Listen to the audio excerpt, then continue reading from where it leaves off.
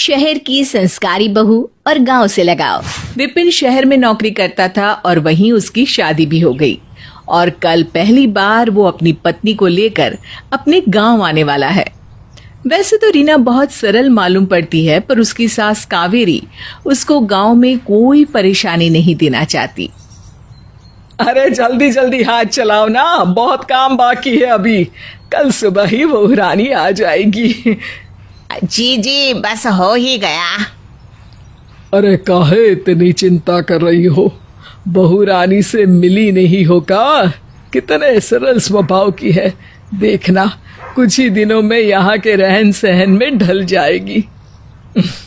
और जो ना ढल पाई तो अरे मैं ना देख पाऊंगी उसको परेशानी में। क्या इज्जत रह जाएगी हमारी उसके मायके में कि रीना की शादी देहाती खानदान में हुई है जहां वो परेशान रहती है। अरे ना बाबा ना। ठीक है, जैसा तुम्हें ठीक लगे। इतने में कावेरी की बहन हेमा आती है। अरे जी जी, बहू रानी के आने की तैयारियां कैसी चल रही हैं? अरे चल तो रही है, लेकिन पता नहीं बहू रानी को पसंद आएगी या नहीं। अरे जी जी, शहर की लड़कियां ना बहुत नाजुक होती हैं, सिर्फ जीन्स पहनती हैं और फ्रिज का पानी पीती हैं, रसोई में तो कदम भी ना रखे हैं। और अरे खेत में भी न कार से जावे, वो भी महंगे वाले जूते पहन कर, ताकि पैरों में जरा भी गंदगी ना लगे। खाना भी टेबल कुर्सी पर बैठ कर खावे। हाँ। अरे तुझे इतना सब कैसे पता शहर की लड़कियों के बारे में? अरे जी मुझे सब पता है। ये सब तो मैंने सोचा ही नहीं। इतनी जल्दी सब चीजों का बंदोबस्त कैसे करूंगी मैं? अरे देखो जीजी, मुखिया के बेटे मोहन के पास गाड़ी है, कुछ दिन उससे ले लेना। और रही टेबल कुर्सी और फ्रिज की बात, तो नए ही खरीद लो। वैसे दहेज ले लेते तो अच्छा होता, टेबल कुर्सी आ जाता, पर आपने अच्छाई दिखाने के चक्कर में ना। अरे बस बस, दहेज की बात मत करो। जो कुछ चाहिए हम ले लेंगे, इतना तो दिया है भगवान ने।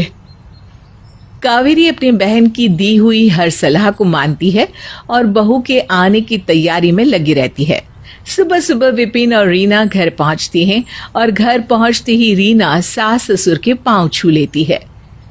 प्रणाम पापा जी, प्रणाम मम्मी जी। अरे शहर में पाँव छूते हैं क्या? वहां से क्या मतलब सासू माँ, गाँव में तो छूते हैं ना। अरे वाह बेटी, वाह वाह वाह वाह। सास बहू का जवाब सुन के बहुत खुश होती है और अपने नौकर राजू को पानी लाने के लिए कहती है। राजू गलती से मटके का पानी ले आता है। अरे ये क्या, तू तो मटके का पानी ले आया, ये पिलाएगा बहू को? अरे जा फ्रिज का पानी लेकर आ। नहीं नहीं माँ जी, मुझे मटके का ही पानी पीना है। आप भी तो वही पीते हो ना। मैं बचपन से आरओ और फ्रिज का ही तो पानी पीती आ रही हूँ। अरे सही है बेटी, पानी तो मटके का ही भाता है, हम सब तो मटके का पानी ही पीते हैं। कावेरी किचन में राजू की मदद कराती है। इतने में रीना वहां आ जाती है। अरे सासू माँ, मैं भैया की मदद करवाती हूँ, आप अपने बेटी के साथ बैठ जाइए। इतने दिनों बाद मिल रहे हो आप लोग। अरे नहीं नहीं बहू, बस हो ही गया है, तुम परेशान मत हो, तुमसे काम थोड़ी ना करवाएंगे हम। मैं मेहमान थोड़ी ना हूँ, अपने घर में काम करने में कैसी परेशानी। आप आराम कीजिए, मैं जल्दी से करवा दूंगी। अच्छा बेटा, पर कुछ भी जरूरत लगे ना तो मुझे बुलाने में देरी मत करना। जी सासू माँ। कावेरी विपिन से बात करती है, तब तक खाना लग चुका होता है। राजू सबका खाना टेबल पर लगा देता है और सबकी प्लेट में खाने के लिए कांटे चम्मच रख देता है। जब खाने के लिए सब बैठते हैं तो माँ और बाबूजी को टेबल पर बैठने में और कांटे चम्मच से खाने में दिक्कत होती है। रीना इस बात को भांप जाती है। सासू माँ, वो मैं सोच रही थी अगर हम सब आज साथ में नीचे बैठकर खाना खाए तो टेबल पर तो रोज ही खाना होता है। बेटा हम तो तुम्हारे साथ खाने बैठे थे, रोज जमीन पर ही बैठते हैं। तुमको जमीन पर बैठने से दिक्कत तो नहीं होगी ना? मैं यहाँ पहली बार आई हूँ और यहाँ के तरीके से रहना चाहती हूँ। मेहमान की तरह नहीं रहना चाहती सासू माँ। और सब नीचे चटाई पर बैठकर खाना खाने लगते हैं। रीना अपने कांटे चम्मच अलग रखकर हाथ से खाने लगती है। रीना को देखकर कावेरी और केशव भी हाथ से खाने लगते हैं और मन ही मन सोचते हैं कि जैसा उन्होंने सोचा था बहू उससे बहुत ज्यादा अच्छी है। शाम के वक्त चलो हम कुछ देर खेत में होकर आते हैं। हाँ हाँ, मैं तैयार होकर आती हूँ। अरे बेटा वो तुम लोगों को खेत में जाने के लिए ना मैं गाड़ी बुलवा लेती हूँ। माँ जी बहुत दूर है क्या हमारा खेत? अरे नहीं तो बस 10 मिनट का रास्ता है। तो हम लोग पैदल ही जाते हैं ना माँ जी, इसी बहाने गांव भी घूम लूंगी। खामखा गाड़ी क्यों ले जाना? अरे पर बहू तुम्हारी आदत कहाँ होगी इतना पैदल चलने की?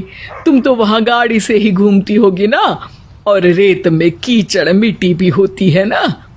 माँ जी वहाँ की बात अलग है और मैं यहाँ शहर वाली जिंदगी जीने थोड़ी ना आई हूँ। मुझे तो गांव की सादगी पसंद है, यहाँ की सरल जीवन का आनंद लेने आई हूँ मैं। तभी हेमा वहां आ जाती है जो जीन्स टी शर्ट पहन कर आती है ताकि रीना को वो अपने जैसी लगे और उसकी रीना से ज्यादा पटने लगे। अरे हेमा ये क्या पहना है? अरे अपनी बहू शहर की है ना, उसे लगना चाहिए ना कि यहाँ उसके जैसा भी कोई है। वैसे बहू कहाँ है? ये जो साड़ी पहन के गांव जैसे कपड़े पहन कर खड़ी है ना, यही रीना है। कहती है गांव में तो गांव जैसी ही रहूंगी। हाँ मौसी जी, अपनेपन को बढ़ाने के लिए आप जींस टॉप नहीं भी पहनती ना और साड़ी भी पहनती तो भी हमारी आपस में पट जाती। सब गांव में घूमने जाते हैं। हेमा को रास्ते में देखकर लोग उसका मजाक उड़ाते हैं।